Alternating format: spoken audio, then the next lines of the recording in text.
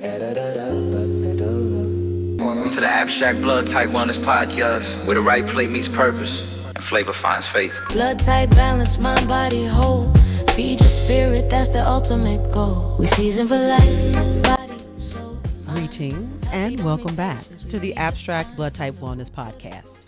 I am your host, AC Price, certified wellness nutrition coach and educator, and founder of the AC Art of Food. And I'm so glad you're here with me for episode 26. Sleep is nutrition. How what you eat after dark changes everything. Okay, so we're closing out our May mental wellness arc today, and I saved this topic for last intentionally because everything we've talked about this month, the stress eating, brain food, emotional nourishment, mothering yourself well, all of it falls apart if you're not sleeping. See, sleep is not a reward for a good day. It's not a luxury. It is a biological necessity, and it is deeply connected to what you put on your plate. So today, we're going to talk about why sleep is the missing nutrient in most wellness conversations and how food in the evening hours either supports or sabotages your rest, and what your blood type tells you about your specific sleep chemistry. And we're going to close with a great eats snack edition because yes, what you snack on before bed matters too. All right. So let's get into it. Here's the science behind the simplicity.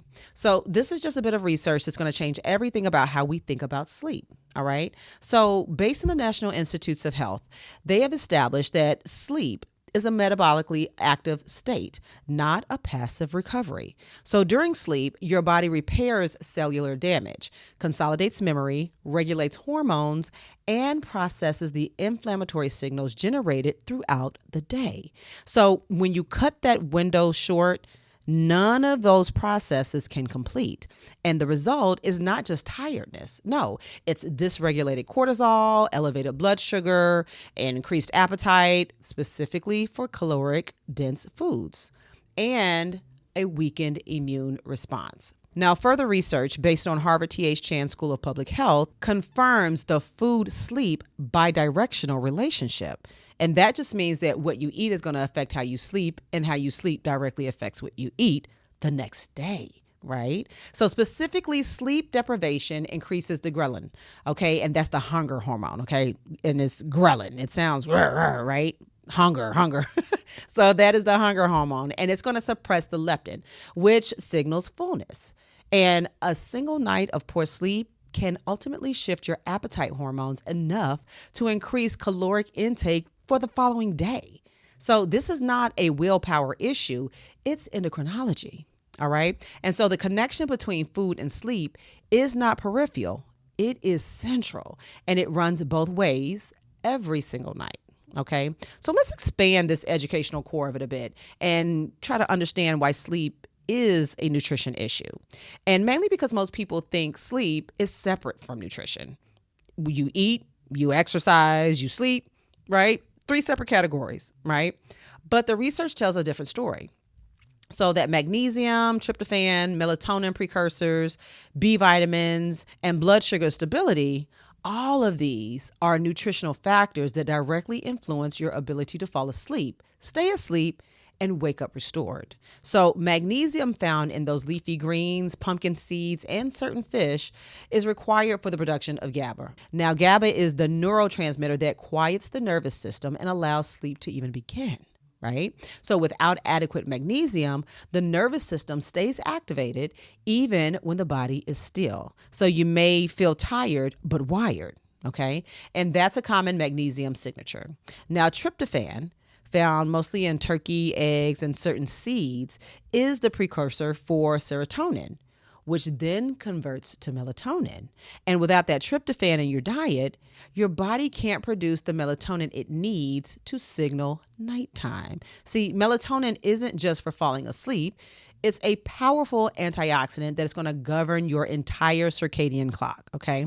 Now, part 2 of this is what disrupts sleep from the plate. Okay. Now, 3 dietary patterns reliably sabotage sleep quality regardless of the blood type. First, it's going to be that unstable blood sugar. A large carbohydrate heavy meal in the evening is going to cause a blood sugar spike, followed then by a crash that can trigger cortisol release in the middle of the night, which is why many people wake up between 2 and 4 a.m. and can't fall back asleep. Secondly, inflammatory foods. Foods that your specific blood type process poorly can generate an inflammatory response that's going to keep your immune system activated when it should be resting. Thirdly, caffeine late in the day. Caffeine has a half-life of 5, maybe 7 hours, okay? So a 3 p.m. cup of coffee still has a meaningful caffeine life in your bloodstream at 9 p.m. Now, the flip side of this is equally as powerful. So certain foods actively support your sleep. Take tart cherries, okay? One of the few natural dietary sources of melatonin, okay? Kiwi, shown in multiple studies to improve sleep onset and duration. And then chamomile, we're back to those tea herbs, okay, contains apigenin, okay, and that is a compound that binds to GABA receptors and promotes calm. And complex carbohydrates in small amounts in the evening, which facilitate the tryptophan's passage to the brain. And when I say in the evening, of course, I mean 2 hours before bedtime.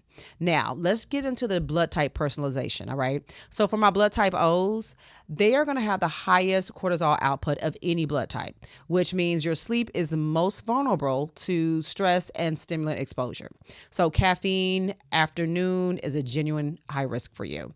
Your nervous system doesn't clear it as efficiently, and so it can keep you activated well into the night. Your sleep food strategy is going to center around grounding, protein anchored meals earlier in the evening, okay? A small tryptophan-rich snack like some nitrate-free turkey slices, pumpkin seeds, or even hard-boiled eggs, all right?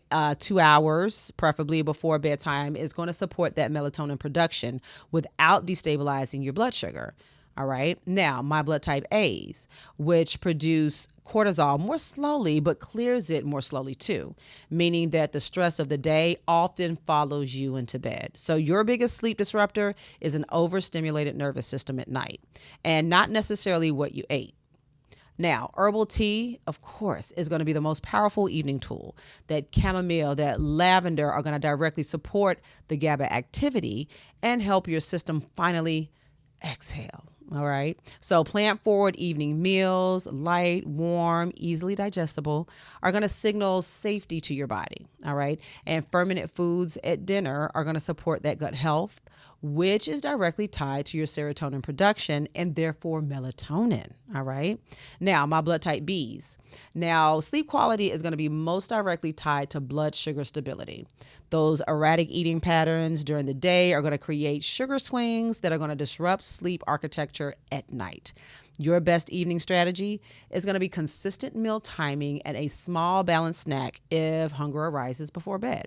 Now, a high quality dairy is going to work exceptionally well for you here.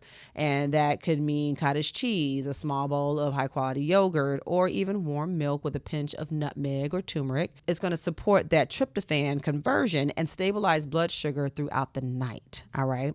Lastly, up my type A Bs that are uniquely sensitive to the evening environment, both food and emotionally. So a heavy or stimulating evening is going to disrupt your sleep more than it would any of the other blood types. So small, light, easily digestible meals in the evening are going to be essential. Tofu, high quality cultured dairy, warm teas, and a true wind down practice.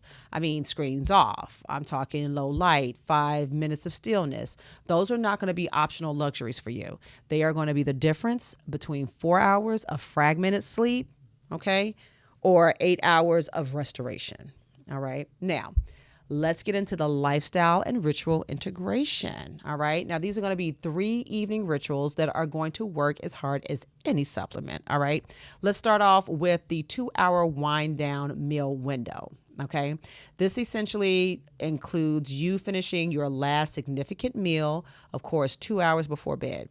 This is going to give your digestive system enough time to complete its primary work so your body can shift into repair mode overnight. All right. So eating too close to sleep is going to have your metabolism working when it should be resting. essentially is what that's saying. Now, for the blood type evening tea, which is our second ritual, let's make a specific herbal tea our nightly signal to the nervous system that the day is done, okay? My type O's, peppermint or passion flower. Type A's, that chamomile or lavender. Type B's, ginger or licorice root. And for my type AB's, a nice warm lemon balm tea. Now, the ritual itself is as important as the herb. So the repetition trains your nervous system to begin downshifting. All right. Thirdly, the magnesium practice. Now, magnesium is depleted by stress and is critical for sleep onset. So include one magnesium-rich food in your evening meal or snack. Those dark leafy greens, pumpkin seeds, or even almonds. So some people find a magnesium supplement even before bed to be one of the most impactful sleep tools they've ever used, okay? But start with food first, okay? Food first always. All right, so we are at the segment of the podcast, which is the Great Eats segment. And it is time for the Great Eats snack edition. And this one has a purpose beyond just taste. These are intentional, blood type specific evening snacks that are designed to support sleep and sleep chemistry. All right. Each one is built around tryptophan, magnesium, blood sugar stability, or all three. Okay. So simple, clean, and genuinely functional. Let's get into them. All right. For my blood type O's, this is like our grounding bite. Okay. It's going to be sliced nitrate-free turkey breast or hard-boiled eggs and a small handful of pumpkin seeds, fresh berries, and that peppermint or passion flower tea that we spoke of earlier. Now for my blood type A's, this is going to be your calm wind down, okay? Warm oat rice crackers, a small bowl of steel cut oatmeal with walnuts and sliced figs, okay? They can be either fresh or dried, and a drizzle of honey. And of course, a steaming hot pot of that chamomile or lavender tea. Delicious. All right. Then for my type B's, the steady night of cottage cheese or plain Greek yogurt with a handful of walnuts and sliced pineapple, warm milk or ginger tea with a pinch of nutmeg. And last up is our type A B's with a gentle close. Okay. Soft boiled eggs, or a small serving of plain cultured yogurt, a few rice crackers, some warm lemon balm tea, okay, and a square of dark chocolate if desired, okay, preferably 70% cacao, okay. See, we started today with a bold statement. Sleep is not a break from your health. It is when your health is actually being built. And over this entire mental wellness arc in May, we've talked about feeding your brain, managing stress eating, nourishing the mother in you, and now we're closing the loop with sleep. And I want you to see how it all connects. Food affects mood. Mood affects cortisol. Cortisol affects sleep. Sleep affects hunger hormones. And hunger hormones affect what you choose to eat. See, it's one continuous loop, and every point in that loop is a nutrition decision. You now know that sleep is not separate from your plate. You know that your blood type shapes your sleep chemistry. And you also now have real tools, foods, herbs, timing, rituals that can move the needle starting tonight. So that is the powerful understanding of your biology. Feed your sleep. Honor your rest, protect your recovery, because what happens while you're sleeping is just as important as everything you do while you're awake. And sleep is the nutrient that makes all of your other efforts count. And now you know how to feed it, all right? So if this mental wellness arc, every episode in May, has been valuable at all to you, I want you to do one thing for me. I want you to subscribe to the Abstract Blood Type Wellness Podcast on wherever you get your podcast, so you never miss what's coming next with me. All right. And share this episode specifically to someone who's been telling you they just can't sleep. All right. And when you're ready to go a little bit deeper, I want you to visit acrtofood.com and start with our free culinary health assessment right there on the homepage. And it is the clearest first step towards understanding how to nourish your specific biology day or night. All right.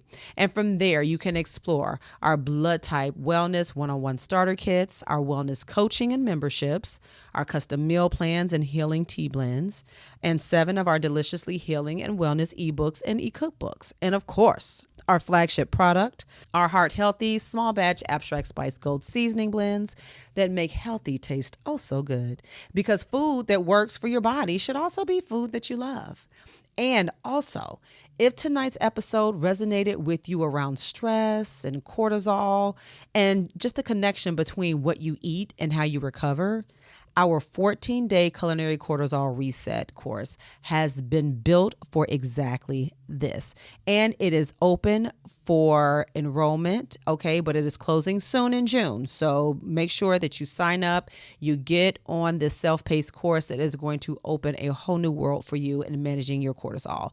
Simply visit acrtofood.com/culinary-cortisol-reset to learn more. Now, remember, longevity begins with honoring your biology. And until next time, great eats and healthy living.